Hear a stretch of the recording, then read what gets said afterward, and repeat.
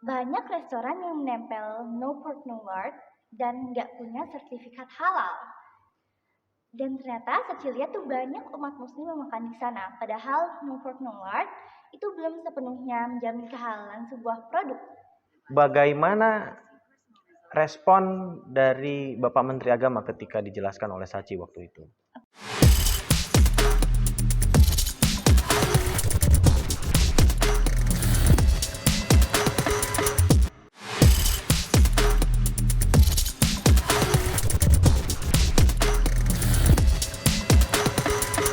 Assalamualaikum warahmatullahi wabarakatuh. Kembali lagi di MTS punya podcast. Kali ini episode perdana. Ya, luar biasa. Akhirnya setelah ditunggu-tunggu sekian purnama, MTS kini punya podcast. Dan tamu kita untuk episode perdana ini bukan tamu sembarang tamu ya. Merupakan seorang siswa, tapi bukan asal siswa. Dia sudah berhasil memenangkan kejuaraan MyRes. Apa itu MyRes? Madrasah Young Research Camp tahun 2022. Langsung saja penasaran kan siapa sosok siswa tersebut? Ini dia Satyo Diandra Najela. Halo Satyo, apa kabar?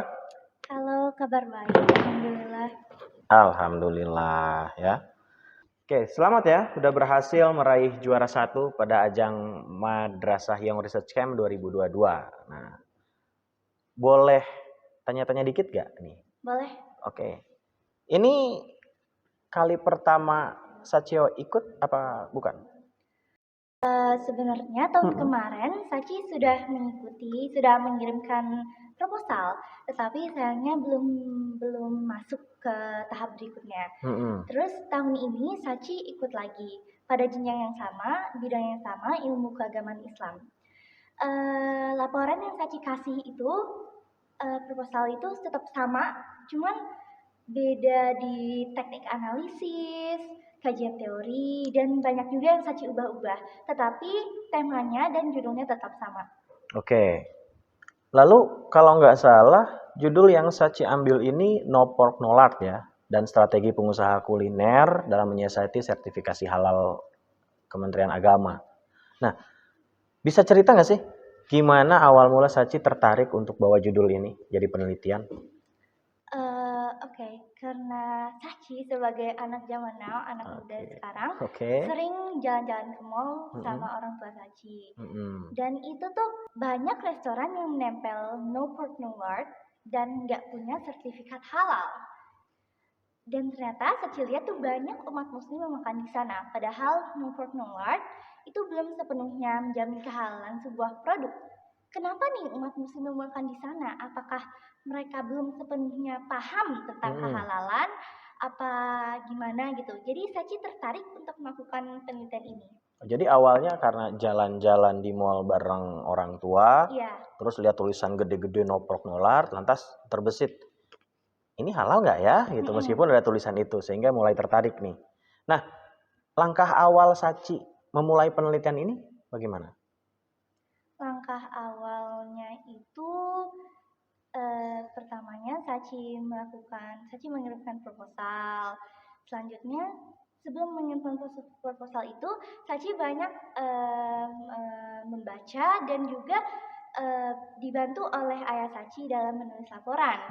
Setelah itu, Sachi mengirimkan proposal masuk ke tahap semifinal. Di tahap semifinal itu ada juga presentasi. Di sana Sachi dilatih banyak sekali untuk pede dalam berbicara, terus public speaking-nya dinaikin lagi. Dan tentunya ini dibimbing oleh Bu Eti dan Pak Imam yang sangat keren, dan dalam bimbingannya itu seru banget. Jadi kayak nggak yang kaku-kaku dan gitu. Terus masuk semifinal, selanjutnya ke final, di mana Sachi harus mulai melakukan penelitian yang Sachi tulis di proposal. Di sana Sachi mulai keliling-keliling mall-mall yang berada di kawasan Tangerang Selatan, dan juga Sachi menemui masih banyak restoran yang menempel no pork no lard.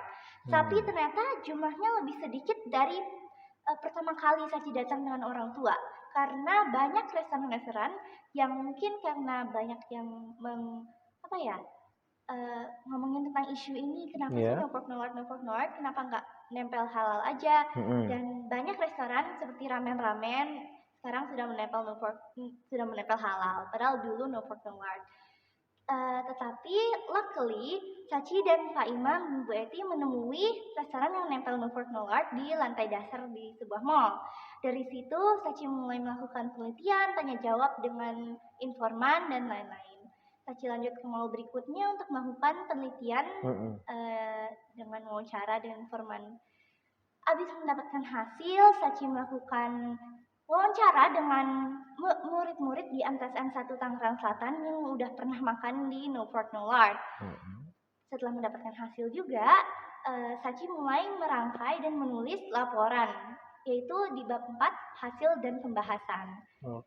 Terus setelah mengumpulkan laporan, Sachi ternyata masuk ke grand final, di mana Sachi harus pergi ke asrama haji di Jakarta untuk melakukan expo dan juga presentasi.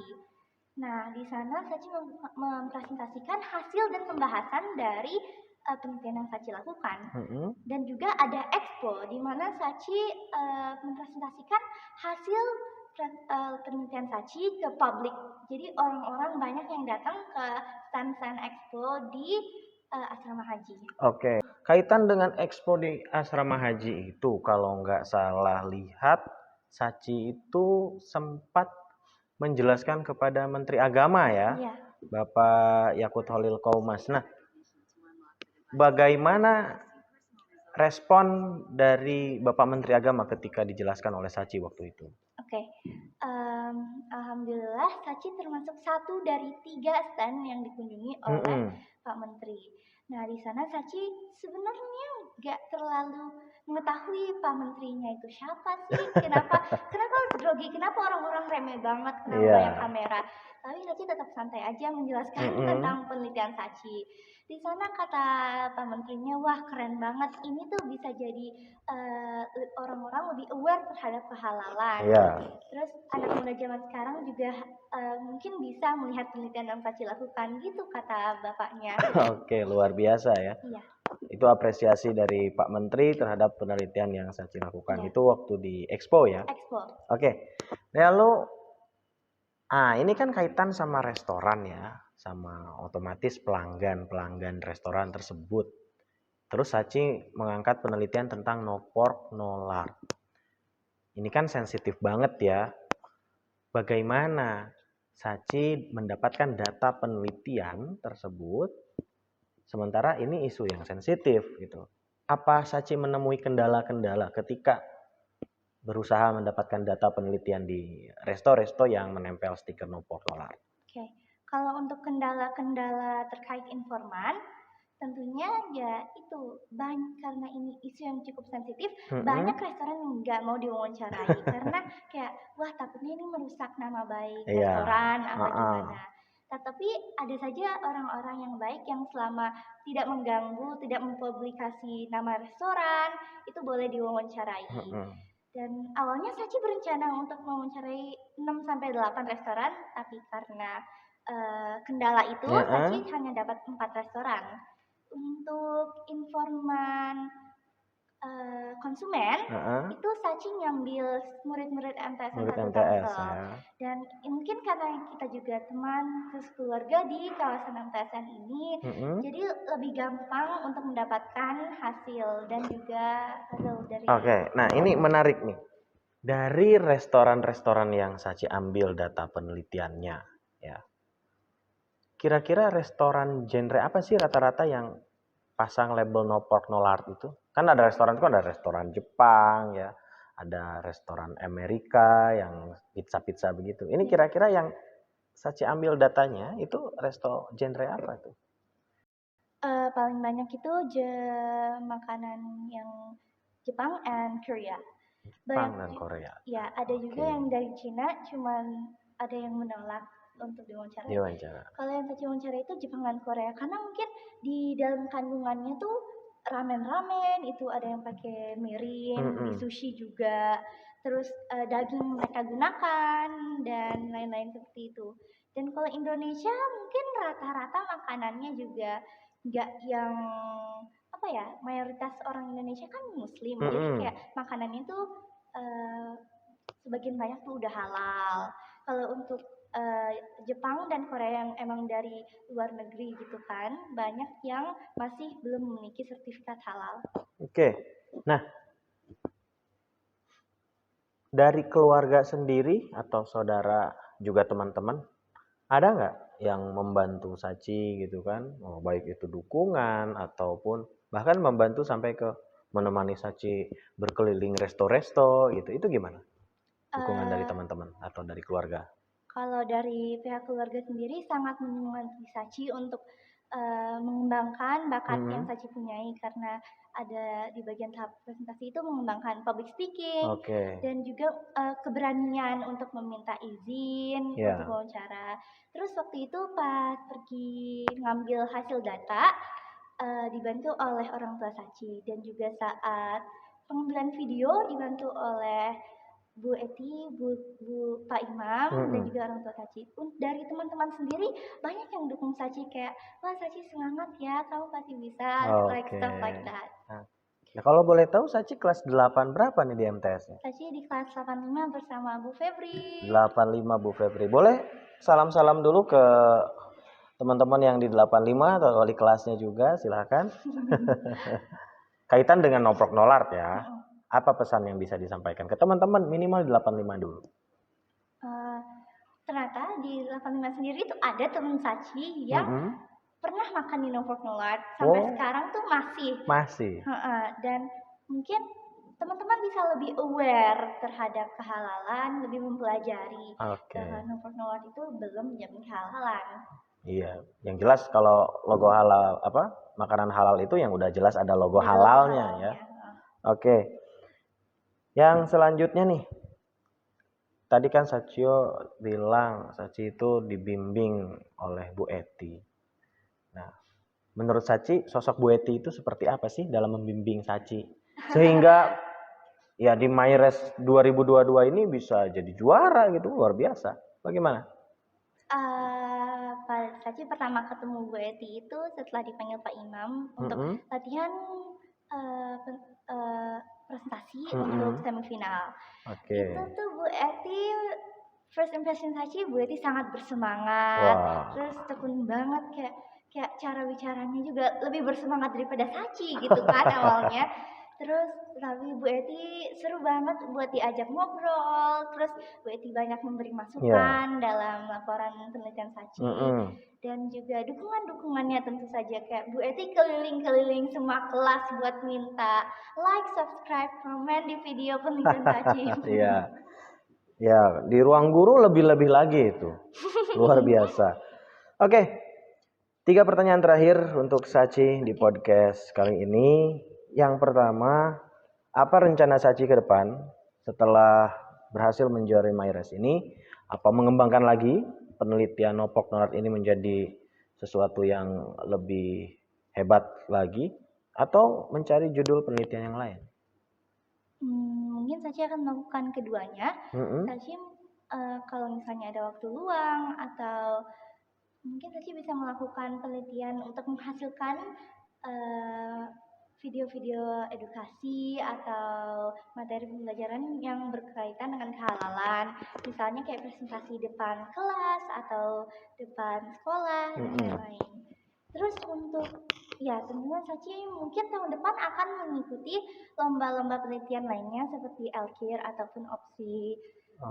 Di sana Sachi akan mengambil bidang lain, mungkin sosial humaniora terkaitan dengan kesosialan, IPS yang berada di sekitar kawasan Tangerang Selatan, atau mungkin juga Sachi akan mengambil Saintek yang akan menghasilkan penelitian riset dan development terkait apapun itu.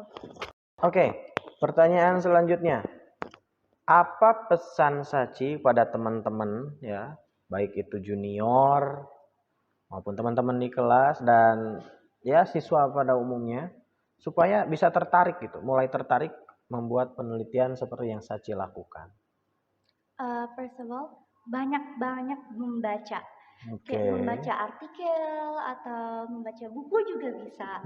Terus latihan menulis, karena untuk menulis proposal itu kata-kata yang digunakan, terus mempelajari vocabulary baru, dan juga mengembangkan ide-ide. Kayak pasti kita sebagai remaja memiliki ide-ide terkait isu-isu di sekitar kawasan kita, kawasan rumah deh paling minimal, kayak kenapa ini. Terus kita juga harus memiliki kekepoan, but something like that in a good way terhadap isu-isu yang beredar di sekitar Indonesia. Dan untuk mengembangkan kenapa mau melakukan penelitian itu, mungkin bisa menonton video di YouTube. Or maybe ini kan penelitian ini biasanya dilakukan oleh mahasiswa kalau mau skripsian nih. Terus kita mungkin sebagai remaja sekarang mungkin bisa mempelajari dari artikel-artikel yang sudah ada di Google. Jadi tipsnya adalah selain baca juga curiosity ya. Ya, curiosity. Bukan kepo ya, beda ya. Curiosity. Well, terima kasih banyak Sachi sudah menjadi bintang tamu kita di podcast perdana kali ini. Ya, sukses selalu untuk Sachi ya. Langkah kedepannya, I believe Sachi will become the great person in the next future ya. Oke, itu saja untuk episode perdana MTS punya podcast kali ini.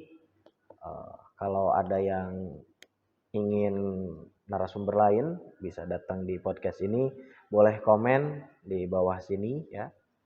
Jangan lupa like dan subscribe-nya supaya podcast ini semakin berkembang gitu. Oke.